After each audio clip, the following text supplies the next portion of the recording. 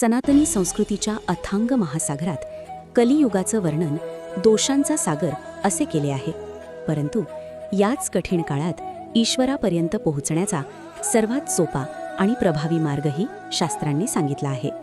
कलेर्दोषनिधे राजन् अस्ति हेको महान् गुणः कीर्तनादेव कृष्णस्य मुक्तसंगः परं व्रजेत.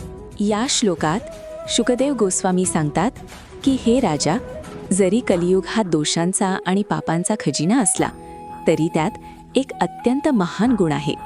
तो म्हणजे केवळ भगवान श्रीकृष्णाच्या नामसंकीर्तनाने म्हणजेच नामस्मरणाने मनुष्य संसाराच्या बंधनातून मुक्त होतो आणि परमगतीला प्राप्त करतो. हे तत्त्व समजून घेणे अत्यंत आवश्यक आहे. सत्ययुगात ज्या फळासाठी हजारो वर्षे ध्यान करावे लागे, त्रेतायुगात जे मोठे यज्ञ करून प्राप्त व्हायचे आणि द्वापारयुगात जे भगवंताच्या अर्चविग्रहाच्या म्हणजेच मूर्तीच्या पूजेने मिळायचे, तेच फळ कलियुगात केवळ भगवंताचे नाम घेतल्याने मिळते. यालाच नामसंकीर्तन असे म्हणतात. हे तत्त्व सांगते की कलियुगात साधनेची क्वालिटी म्हणजेच गुणवत्ता महत्त्वाची नसून भगवंताशी असलेलं कनेक्शन म्हणजेच जोडणी महत्त्वाची आहे. नामामध्ये भगवंताची सर्व शक्ती साठवलेली असते. जेव्हा आपण नाम घेतो तेव्हा आपण प्रत्यक्षात त्या परमात्म्याच्या ऊर्जेशी जोडले जातो. ही साधना सर्वात सोपी आहे, कारण यासाठी कोणताही काळ, वेळ किंवा शुचिर्भूततेचे कठोर नियम नामाला अडवे येत नाहीत. श्रीमद भागवत पुराण 6व्या स्कंधातील अजामिळाची कथा. अजामिळ हा सुरुवातीला एक सदाचारी ब्राह्मण होता, परंतु परिस्थितीवश तो पापाचरणात बुडाला. मृत्यूच्या वेळी यमदूत त्याला न्यायला आले.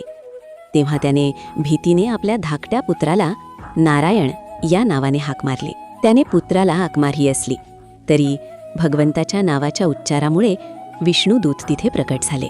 त्यांनी यमदूतांना अडवले आणि सांगितले की याने अनावधानाने का होईना पण भगवंताच्या नावाचा उच्चार केला आहे, त्यामुळे याचे सर्व पाप नष्ट झाले आहे.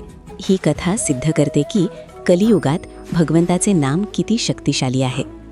संतांनी सांगितले आहे की कलियुगी नाम आधार. तुकाराम महाराज म्हणतात, कलियुगीचे नाम सोपे तरी हे न घेती पापे. याचा अर्थ असा की हे साधन इतके सोपे आहे की लोक त्यावर विश्वास ठेवत नाहीत.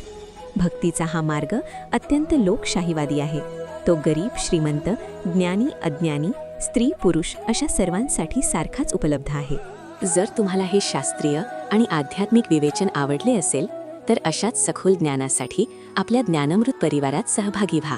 चॅनलला सबस्क्राईब करा आणि ही माहिती आपल्या प्रियजनांसोबत शेअर करा.